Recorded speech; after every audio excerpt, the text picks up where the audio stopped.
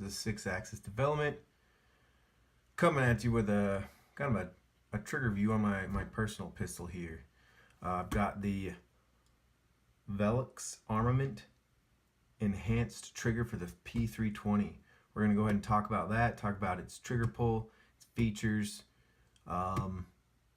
my personal opinion and likes and dislikes about it, and kind of get into that. And before we get into that, I wanted to show you this. What is this? Some weird junk. It is the mag feeder. It loads AR-15 magazines. How does it do that? It's too small, right? Well, it loads 30 rounds into an AR-15 magazine because it can open up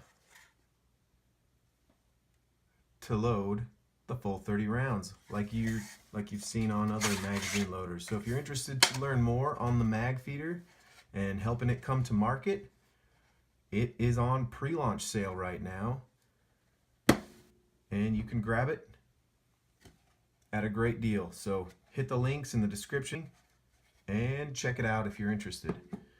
But let's get back to this trigger. A 7000 series aluminum with a PTFE coating for lubricity. And that's kind of something I noticed when I first opened. I was like, wow, this does not feel like aluminum. It feels at first I thought maybe it was like a really high-end plastic, but I think that's the coating on it that gives it that feel. It does claim to give your P320 a 5-pound trigger pull, or as it mentions, it'll drop the trigger pull from 1.5 to 2 pounds. It has a cool little set screw feature to limit the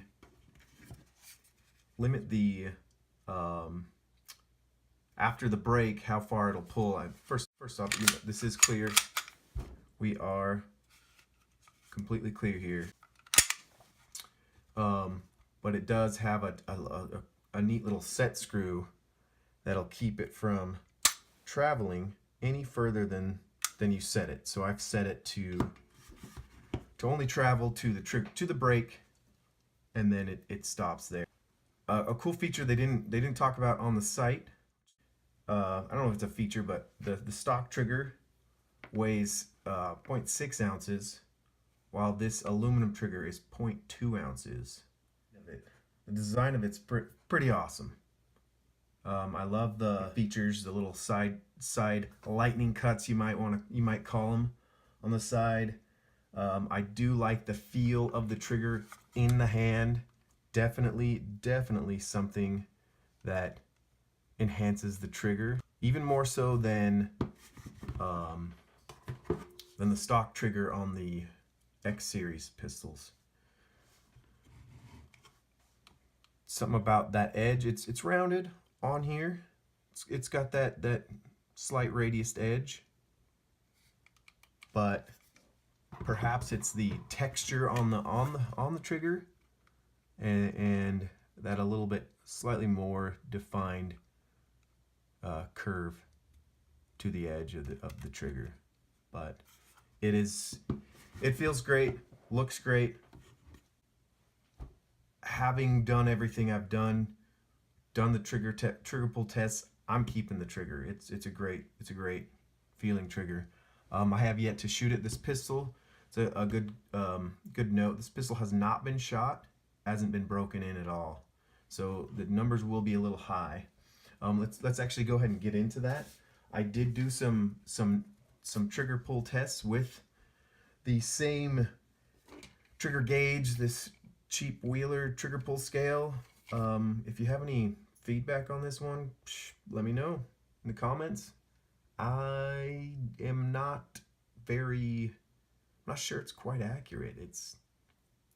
It will hopefully be consistent between the two triggers, but I was able to test both triggers in a shop at a digital scale, and I was getting on the stock around the 6, and I was getting around 5 on the Velox trigger.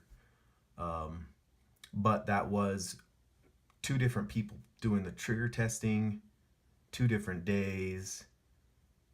and I thought there was just too much difference to where if they were pulling from a different spot on the scale. So I wanted to, even if it's a cheaper scale, use a consistent pattern, a consistent method, so that it's a better comparison. And these are the numbers I got. Let's go ahead. Stock trigger pull.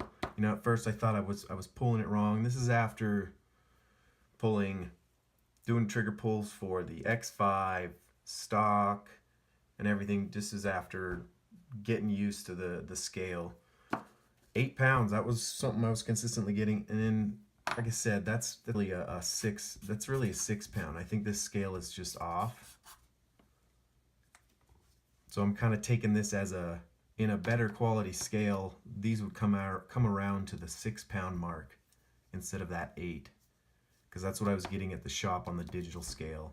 But for comparison, you'll see the stock one around the 8 to 7.2. And then the stock B, that's me trying to pull the bottom part of the trigger. So I know with a flat face trigger, the lower you pull on the trigger, the more leverage you're getting. So I did try to do that with the stock trigger, try to pull a little bit lower here. And I did get around a little bit lower numbers, not too much. Because of course, being a curved trigger, you can't really get a trigger scale to stay low on it. So with the Velox Armament trigger, pulling in the center of the trigger, not at the bottom, I was getting these numbers. I was getting 5.7 was as a low, up to 7.2 was pretty consistent. So that's about a pound trigger drop. And then moving the trigger gauge, trigger scale to the bottom, so this B is right here, bottom, capital B, bottom, I was getting a lot lighter trigger pulls as expected, from let's see, from 6.1 down to 5.75 on the 5 tests that I did. So yeah, it depending on where you're going to be pulling at, if you are pulling lower, yeah, it will be lighter significantly. But if you're pulling just in the same center of the trigger where your finger perhaps naturally lies, it is a different, I assume, you know, like I said, this is a 6 pound difference here from using a more accurate scale. This looks like it would be about 5 pounds. Maybe the high end of 5 pounds, high end of 6 pounds, somewhere around there. You are getting a decrease, it looks like, in the trigger pull. And perhaps redo this test once I've broken in this pistol. Again, this is unshot. Let's go ahead this weekend and get out and shoot it, get some video on that. Before you go, let me know in the comments if you want me to try to fire this thing. You've seen my other videos. If you haven't, go check them out. I 3D printed a compact size grip frame, assembled it. Everything seems to work. I don't have a slide or a magazine catch, but I can definitely load one in the chamber and pull the trigger. So go ahead and comment if you want to see that, if you want to see me get hurt. Also comment if you're interested in the development of a compact sized grip frame that is a subcompact sized grip, would fit the subcompact magazines, but I'm thinking of doing a design change to where the stock larger sized base plates would fit on there.